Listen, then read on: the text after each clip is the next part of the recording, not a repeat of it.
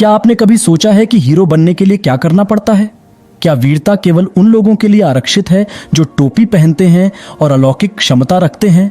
या क्या हम में से प्रत्येक के भीतर कोई नायक है जो जागृत होने की प्रतीक्षा कर रहा है, जो मानवीय क्षमता के केंद्र में एक गहन यात्रा है और असाधारण उपलब्धियां हैं जो सामान्य व्यक्ति हासिल कर सकते हैं? बहादुर सुपर हीरो और महाकाव्य खोजों की कहानियों से भरी दुनिया में यह भूलना आसान है कि वीरता केवल कल्पना के दायरे तक ही सीमित नहीं है। नायक केवल रचनात्मक दिमाग की कल्पना से पैदा हुए काल्पनिक पात्र नहीं है, वे आपके और मेरे जैसे लोगों के रोजमर्रा के जीवन में मौजूद हैं। एक अजनबी द्वारा एक खोए हुए बच्चे को घर पहुंचाने में मदद करने के निस्वार्थ कार्य से लेकर व्यक्तिगत विपरीत परिस्थितियों से उबरने के लिए सभी बाधाओं से जूझ रहे किसी व्यक्ति के अटूट दृढ़ संकल्प तक, वीरता के उदाहरण हमारे जीवन के ताने बाने में बुने हुए हैं। अपनी पुस्तक द एवरीडे हीरो मैनिफेस्टो में रॉबिन शर्मा का तर्क है कि हम सभी में रोजमर्रा के हीरो बनने की क्षमता है। वह रोजमर्रा के नायक को ऐसे व्यक्ति के रूप में परिभाषित करते हैं जो छोटे तरीकों से भी दुनिया में बदलाव लाता है।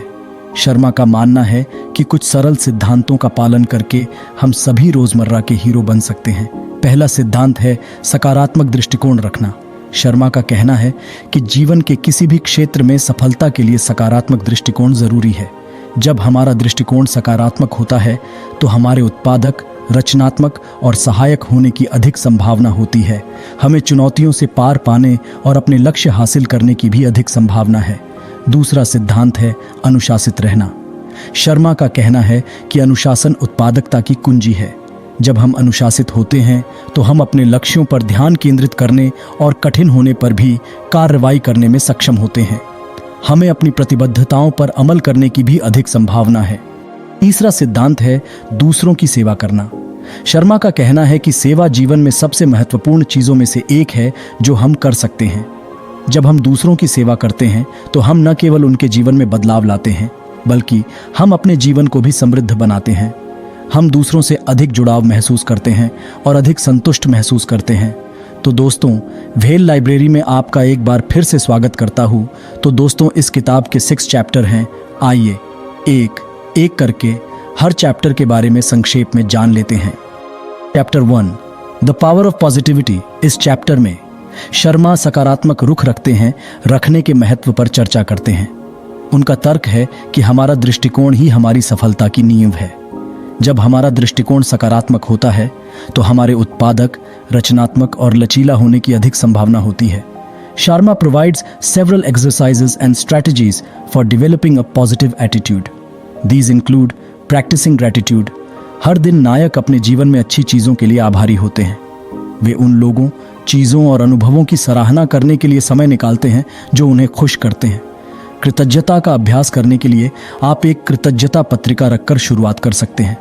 प्रत्येक दिन 3 चीजें लिखें जिनके लिए आप आभारी हैं।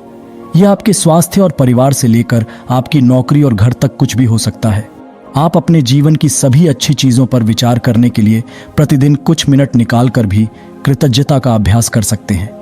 जब आप सकारात्मक पर ध्यान केंद्रित करते हैं तो दुनिया को अधिक आशावादी नजरिए से देखना आसान हो जाता है। Focusing on the positive. हर दिन नायक अपने जीवन के सकारात्मक पहलुओं पर ध्यान केंद्रित करते हैं, तब भी जब चीजें कठिन होती हैं। वे नकारात्मक बातों पर ध्यान देने से इनकार करते हैं।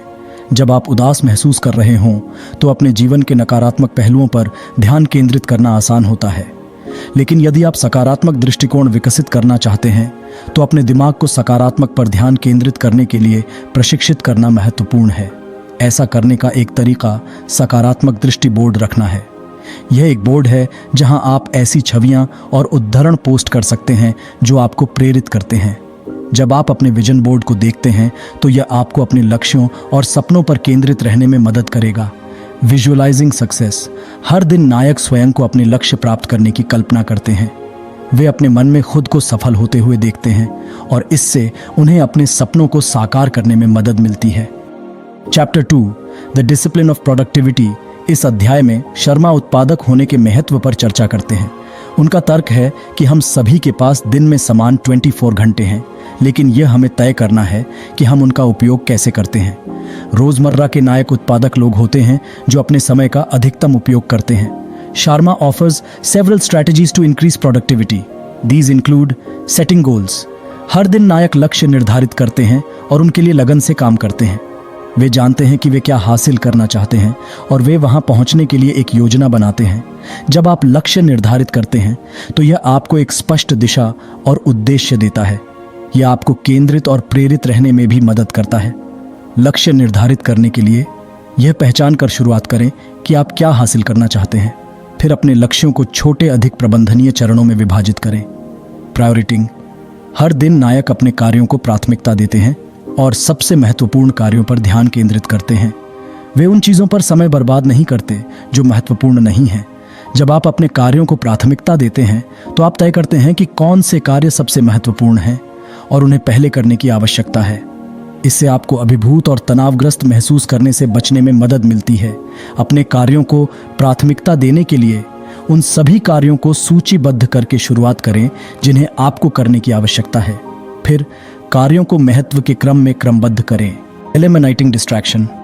हर दिन नायक अपने जीवन से विकर्षणों को दूर करते हैं। वे अपने काम पर ध्यान केंद्रित करते हैं और भटकने से बचते हैं। ध्यान भटकाने वाली कोई भी चीज़ हो सकती है जो आपका ध्यान आपके काम से भटका देती है। इसमें सोशल मीडिया, ईमेल या यहाँ तक कि आपके अपने विचार भी शामिल हो सकते हैं। विकर्षणों को दूर करने के लिए काम करने के लिए एक शांत जगह खोजने का प्रयास करें जहां आपको कोई रुकावट ना हो। अपना फोन बंद करें और अपना ईमेल बंद करें। और यदि आप पाते हैं कि आपका ध्यान भटक रहा है तो अपने काम पर फिर से ध्यान केंद्रित करने के लिए कुछ मिनट का समय लें। Take breaks. हर दिन नायक अपने दिमाग और शरीर को तरोताज़ा करने के लिए पूरे दिन ब्रेक लेते हैं। वे जानते हैं कि यदि वे थके हुए हैं तो वे उत्पादक नहीं हो सकते। ब्रेक लेना आपके शारीरिक और मानसिक स्वास्थ्य के लिए महत्वपूर्ण है। यह आपको केंद्रित और उत्पादक बने रहने में मदद करता है।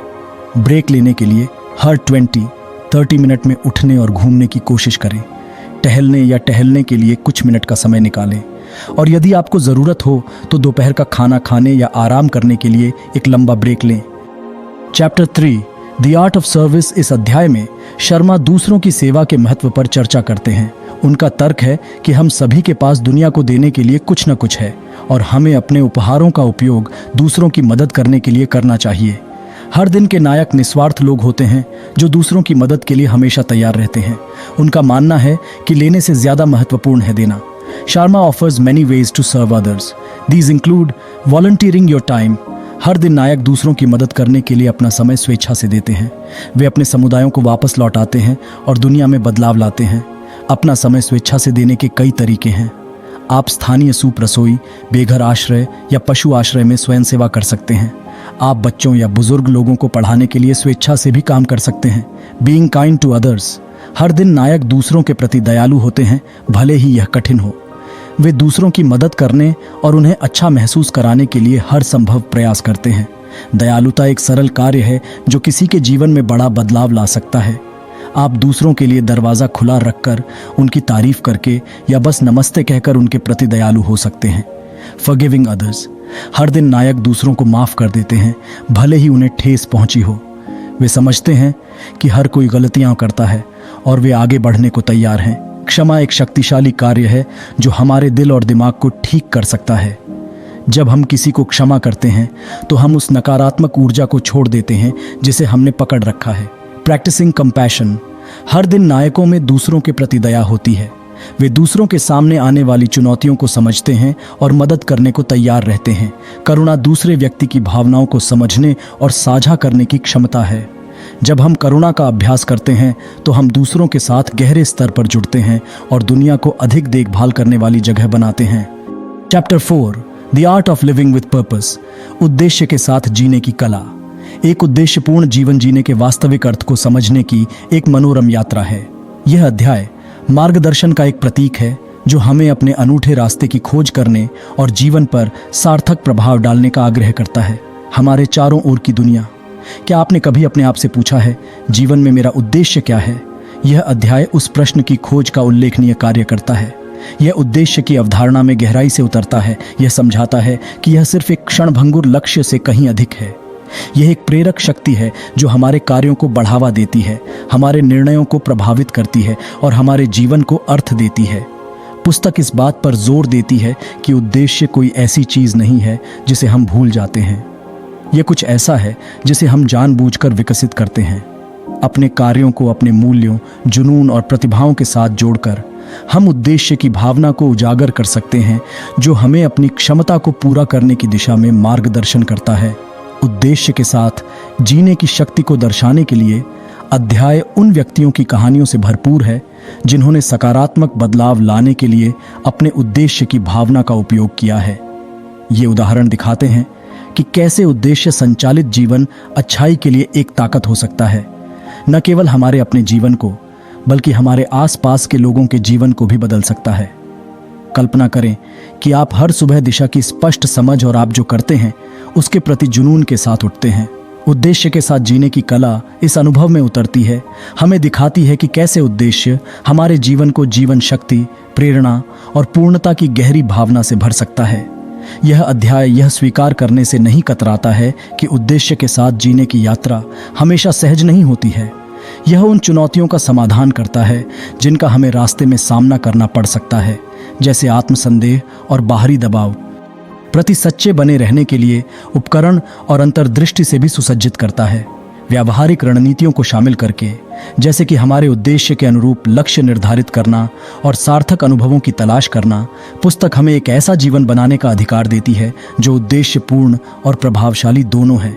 द एवरीडे हीरो मैनिफेस्ट हमें याद दिलाता है कि हम अपने जीवन में केवल दर्शक नहीं हैं, हमारे पास अपने भाग्य को आकार देने और दुनिया पर सकारात्मक छाप छोड़ने की शक्ति है। Chapter 5, the mastery of habits. क्या आपने कभी सोचा है कि जो आदतें आप विकसित करते हैं वे आपके जीवन को कैसे आकार देती हैं? यह अध्याय इस अवधारणा पर प्रकाश डालता है।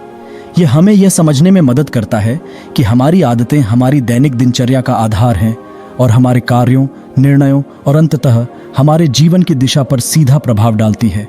पुस्तक इस बात पर जोर देती है कि जानबूझकर सकारात्मक आदतों को चुनने और विकसित करने से हम अपने जीवन की जिम्मेदारी ले सकते हैं और अपने लक्ष्यों की दिशा में सार्थक प्रगति कर सकते हैं। Harnessing the power of consistency इस अध्याय का एक प्रमुख पाठ निरंतरता की शक्ति है। यह इस बात पर प्रकाश डालता है कि समय के साथ सकारात्मक कार्यों को दोहराने से कैसे गहन परिवर्तन हो सकते हैं। कृतज्ञता का अभ्यास करने से लेकर स्वयं की देखभाल के लिए समय निकालने तक, ये लगातार आदतें हमारी मानसिकता को आकार दे सकती हैं और हमें लचीलेपन के साथ चुनौतियों से निपटने में सक्षम बना सकती हैं। कुछ सकारात्मक अनुष्ठानों के साथ अपने दिन की शुरुआत करने के प्रभाव की कल्पना करें। यह आपके पूरे दिन के लिए कैसे दिशा निर्धारित कर सकता है। द मास्टरी ऑफ हैबिट्स इस अनुभव पर प्रकाश डालता है। यह दर्शाता है कि कैसे इन आदतों को विकसित करना आत्म देखभाल और आत्म सुधार का कार्य बन सकता है। इन अवधारणाओं को प्रासंगिक बनाने के लिए अध्याय में उन व्यक्तियों के वास्तविक जीवन के उदाहरण शामिल हैं जिन्होंने सकारात्मक परिवर्तन लाने के लिए आदतों की शक्ति का उपयोग किया है। ये कहानियां प्रदर्शित करती हैं कि कैसे सबसे सरल दैनिक क्रियाएं भी व्यक्तिगत विकास, बेहतर कल्याण और उद्देश्य की भावना में योगदान कर सकती हैं। यह अध्याय केवल आदतों को समझने से परे है, यह उनमें महारत हासिल करने के लिए कार्रवाई योग्य रणनीतियां प्रदान करता है, चाहे वह नकारात्मक पैटर्न को तोड़ना हो या हमारे लक्ष्यों के अनुरूप नई आदतें पेश करना हो। द मास्टरी ऑफ हैबिट्स हमें अपने जीवन को नया आकार देने के लिए उपकरणों से लैस करता है। द एवरीडे हीरो मैनिफेस्ट हमें याद दिलाता है कि वीरता केवल भव्य इशारों के बारे में नहीं है, यह उन विकल्पों के बारे में है जो हम लगातार चुनते हैं। अपनी आदतों पर काबू पाकर हम अपनी कहानियों के नायक बन सकते हैं। Chapter 6, the power of personal growth. क्या आपने कभी विकसित होने, कल से बेहतर बनने की चाहत महसूस की है? व्यक्तिगत विकास की शक्ति हमें आत्म सुधार की इस खोज की गहन यात्रा पर ले जाती है। यह इस बात पर प्रकाश डालता है कि व्यक्तिगत विकास वीरता का एक अनिवार्य पहलू है जो हमें नई ऊंचाइयों तक पहुंचने और स्थायी प्रभाव डालने के लिए सशक्त बनाता है। पुस्तक इस विचार पर प्रकाश डालती है कि हम में से प्रत्येक में महानता की क्षमता है और सक्रिय रूप से व्यक्तिगत विकास की तलाश करके हम अपनी छिपी हुई प्रतिभाओं और क्षमताओं को अनलॉक कर सकते हैं। एम्ब्रेसिंग चेंज एंड चैलेंजेस इस अध्याय का एक केंद्रीय विषय परिवर्तन और चुनौतियों को विकास के अवसरों के रूप में अपनाना है। यह हमें याद दिलाता है कि वीरता अक्सर हमारे आराम क्षेत्र से बाहर निकलने और अज्ञात का सामना करने से उभरती है। अपनी सीमाओं को आगे बढ़ाकर हम नई ताकतों और क्षमताओं की खोज करते हैं जिनके बारे में हम कभी नहीं जानते थे कि हमारे पास है। चुनौतियों का सामना बाधाओं के रूप में नहीं, बल्कि व्यक्तिगत विकास की दिशा में सीढ़ी के रूप में करने की कल्पना करें। व्यक्तिगत विकास की शक्ति हमें इस यात्रा पर ले जाती है। यह दिखाती है कि कैसे विकास पर केंद्रित मानसिकता सकारात्मक बदलाव के लिए असफलताओं को उत्प्रेरक में बदल सकती है। लचीलापन और अनुकूलन क्षमता विकसित करना, कल्टिवेटिंग रेजिलियंस एंड अडेप्टेबिलिटी, इस अध्याय का एक अन्य महत्वपूर्ण पहलू लचीलापन है। यह इस बात की पड़ताल करता है कि कैसे असफलताओं से उबरने की हमारी क्षमता वीरता की पहचान है। पुस्तक लचीलापन विकसित करने के लिए रणनीतियों को साझा करती है, जिसमें एक समर्थन नेटवर्क बनाना, आत्म देखभाल का अभ्यास करना और विकास उन्मुख मानसिकता विकसित करना शामिल है। व्यक्तिगत विकास की शक्ति की सुंदरता इसकी व्यवहारिक सलाह में निहित है। प्राप्त करने योग्य लक्ष्य निर्धारित करने से लेकर आजीवन सीखने की मानसिकता को अपनाने तक, यह अध्याय हमें लगातार विकसित होने और अपने भीतर के नायक को अपनाने के लिए उपकरणों से लैस करता है। द एवरीडे हीरो मैनिफेस्टो हमें याद दिलाता है कि व्यक्तिगत विकास की यात्रा एक वीरतापूर्ण प्रयास है, जिसके लिए समर्पण, साहस और सकारात्मक बदलाव की हमारी क्षमता में विश्वास की आवश्यकता होती है। तो दोस्तों, आज की बुक समरी यहीं समाप्त करते हैं। तो दोस्तों, आपको आज का हमारा ये बुक समरी कैसा लगा? अगर आपका कोई सवाल और सुझाव या कोई प्रॉब्लम है, वो मुझे नीचे कमेंट करके ज़रूर बताएं और इस बुक समरी को अपने दोस्तों के साथ शेयर ज़रूर करें।